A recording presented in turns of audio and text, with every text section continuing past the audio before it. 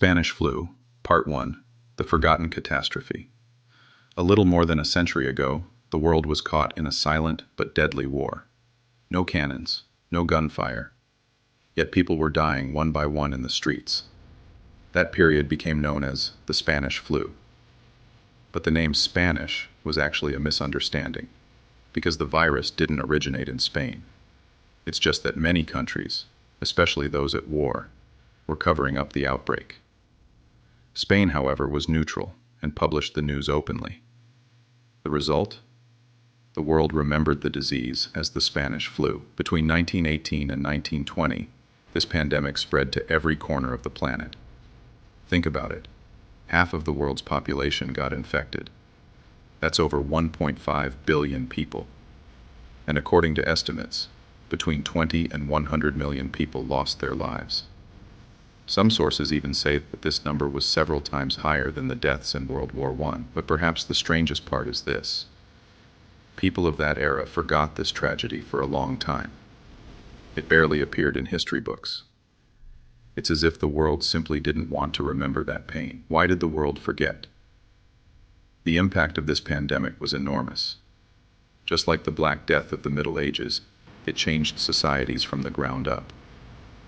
But people were already exhausted from the war, loss, hunger, poverty. And when an invisible enemy, a virus, appeared, no one had the strength left to talk about it. Yet history always has its twists, doesn't it? After every great disaster, humanity somehow rises again. After the Black Death, peasants in Europe gained land, and a middle class emerged. After the Spanish flu, the world entered the Roaring Twenties, a decade of art, cinema, music, and science. It's as if people were shouting, "Enough suffering, we want to live." So, how did this virus appear? Let's go back to the beginning of the story. The year is 1918. The United States is at war. Thousands of soldiers are being sent to Europe. Some are at the front, others in training camps. And in one of those camps, Fort Riley, Kansas, one morning a soldier goes to the infirmary with a mild fever and cough. The doctor says, it's just the flu. But within days, the same symptoms appear in hundreds of soldiers. Soon, over 1,000 are sick, and 38 die.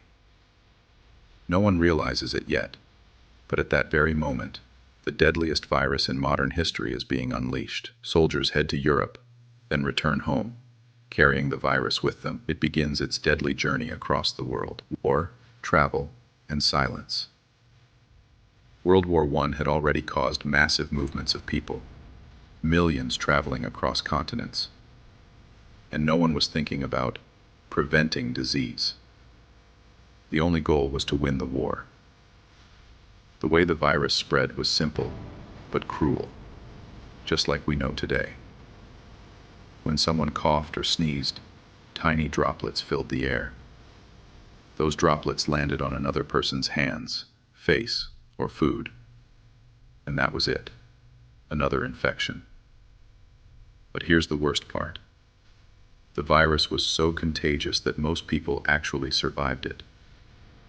Which meant every survivor became a carrier, spreading it further. That made stopping the spread almost impossible. The first wave, a quiet beginning.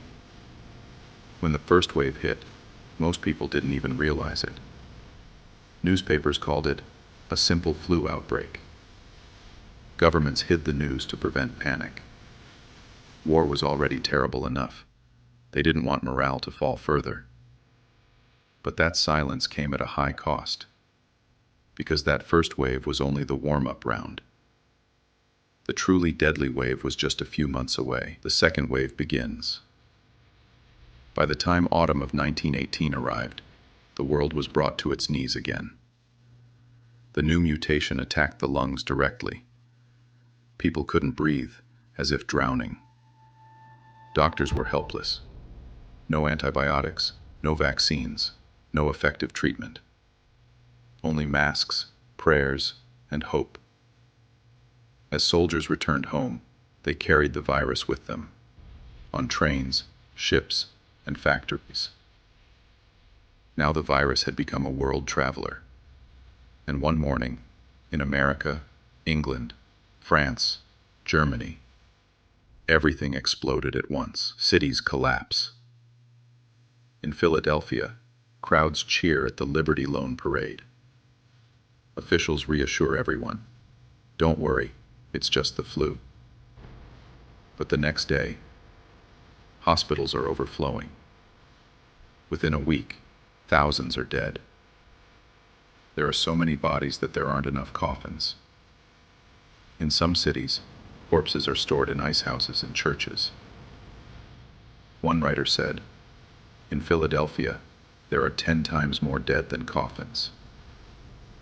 Meanwhile, St. Louis made a different decision. The mayor declared, "Shut everything down, now." Schools, theaters, churches, all closed. People were banned from leaving their homes. The result? While Philadelphia's death rate was 1 in 750, St. Louis cut it nearly in half. Early action saved thousands of lives. Masks, bans, and resistance. In some cities, wearing a mask was mandatory. In San Francisco, going outside without one was considered disturbing public order. People were fined, and in some places, even shot at. In New York, train schedules were changed so fewer people would crowd the subways. But of course, not everyone followed the rules. Some said, "It's just a regular flu." Others claimed, "It's a conspiracy." Sounds familiar, doesn't it? Desperation and exhaustion. By October, over 200,000 Americans had died. Doctors worked day and night, but the virus stayed one step ahead. One doctor wrote, "Patients walk in during the morning, and by evening, they can no longer breathe." Hospitals ran out of beds.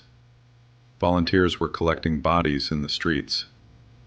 No one wanted to touch anyone. People even closed their curtains, hoping the disease wouldn't enter their homes. The third wave, the endless nightmare.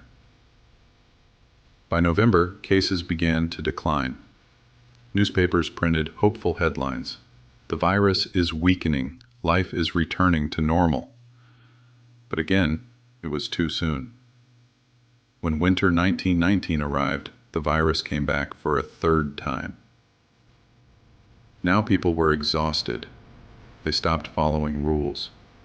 Fines were issued for not wearing masks, and protests erupted. People shouted, "Enough already!"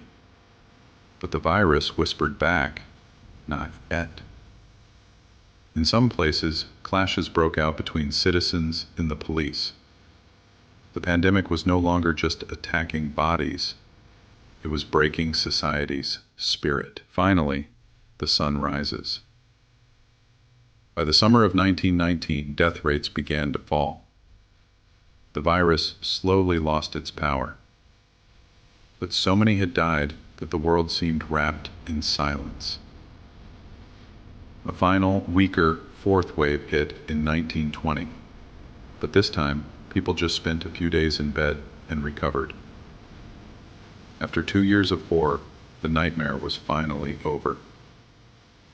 But what remained were millions of graves, countless orphans, and a tired world. Don't forget to like the video and subscribe to the channel for the next episode.